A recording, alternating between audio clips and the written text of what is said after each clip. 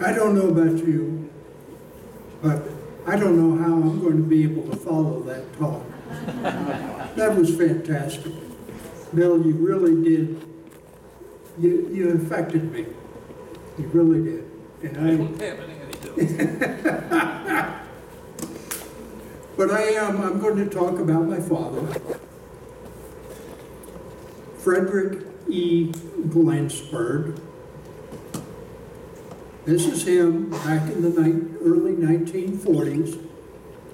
He is a full colonel.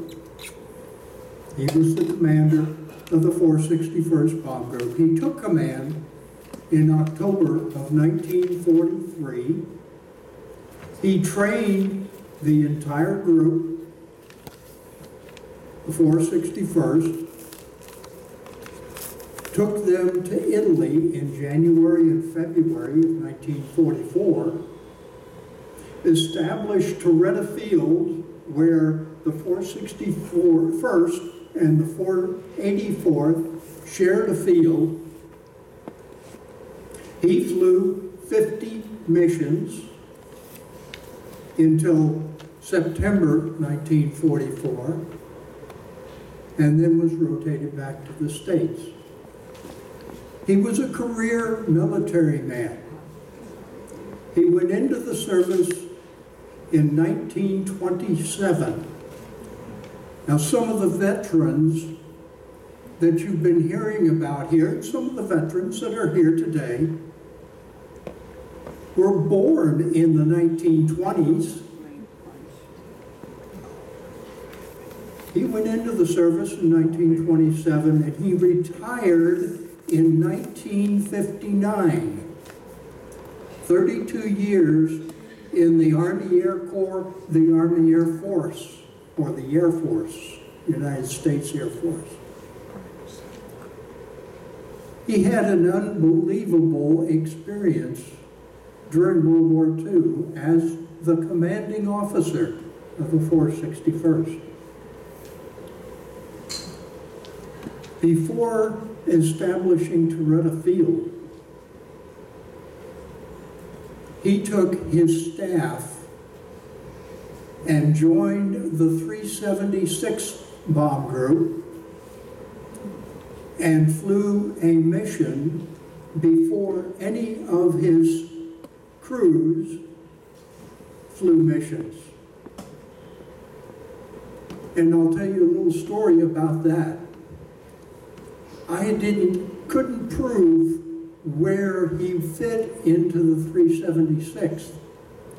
I knew that he had flown a mission, and I met a gentleman from the 376 by the name of Ed Clandestine. And in talking with Ed, he said, I had a problem with my father's plane, with his crew.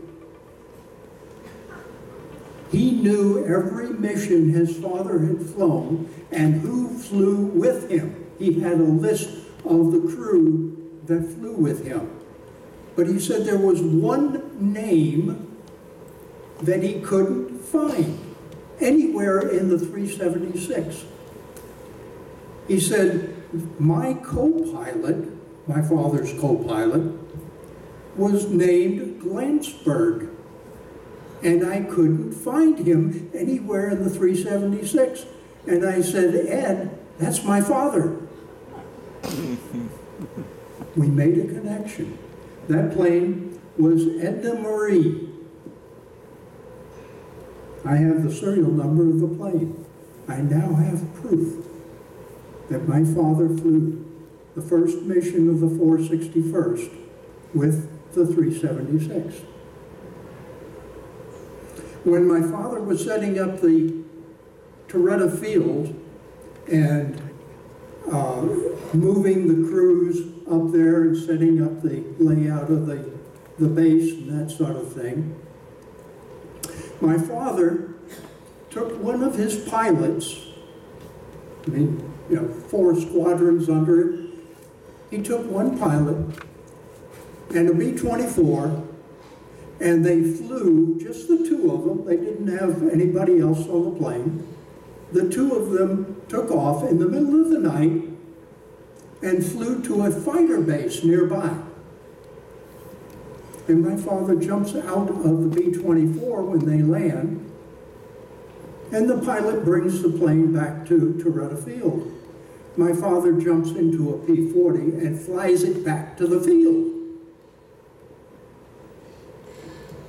I hate to admit it, but my father stole a plane.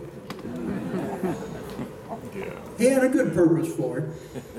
He used that plane to shepherd the formations, because if they were in a nice tight formation, the 10 guns on each plane and 7 planes in each formation covered the sky, and the German fighters couldn't get in without being hit. So when he wasn't actually flying the mission, he would jump in his P-40 and get out there and fly around the formation saying, "Get in there, get in there." And he probably saved more lives by doing that than by actually flying the missions. But he did fly missions. And he would pick co-pilot here, pilot there, head, lead, tail end Charlie. He flew tail end Charlie sometime.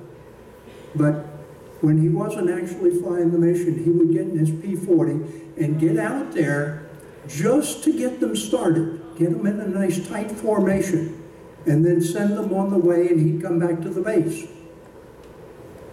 In order to do that, he had his P-40 stripped. It had no armament, no protection. But he had a little bit of extra speed, and he could get around the formation a little bit easier and tell them to get into that nice tight formation. There was one mission that he flew on April 13th, 1944, to Ploesti. And on that mission, a German Ju-88 came in and hit his right wing and completely knocked out number 4 engine and started a fire in number 3. What's going to happen? It's going down. Fire going on number 3, and the plane is heading down. It's in a dive.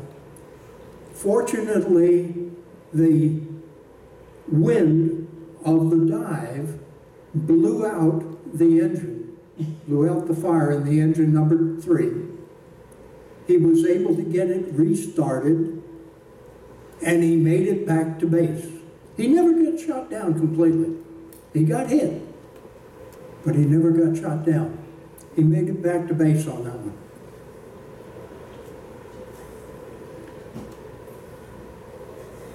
There were other stories about my father that I could share with you.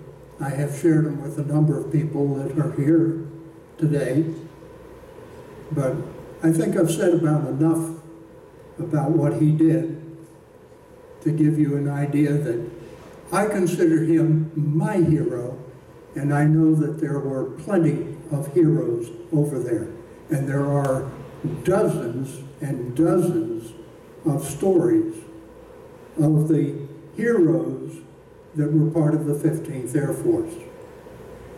And quite frankly, they are the reason that I do what I do in the way of maintaining websites and serving under the 461st and 15th Air Force.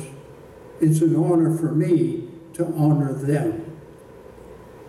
But I will tell you one more story about my father. The men that knew him during World War II had difficulty with his name, Colonel Frederick Glantzberg. A little bit of a tongue twister. Everybody referred to him, maybe not to his face, but they referred to him as Colonel G. Or Big G, he was 6 feet tall, okay? He was 40 years old when he was the commander of the 461st, okay? Those that were closest to him referred to him as the old man, 40 years old when everyone else was in their teens and 20s. He was 40 years old. They said he's the old man. Or those that were really close to him called him the old man with a hole in his head. And that was the most appropriate name, believe it or not. He did have a hole in his head. He was missing 3 inches of his skull right above his right ear. And I'll tell you the story on that. I told you he went into the service in 1927. In 1932, he was stationed in Manila in the Philippines. And he was flying an open cockpit. I don't remember the plane specifically, but I know he was the pilot and the co-pilot was behind him, an open cockpit. And they didn't see a plane that was up above them with an instrument package hanging down on a cable. That instrument package broke through the canopy, hit my father across the side of the head, knocked him out, knocked out the co-pilot.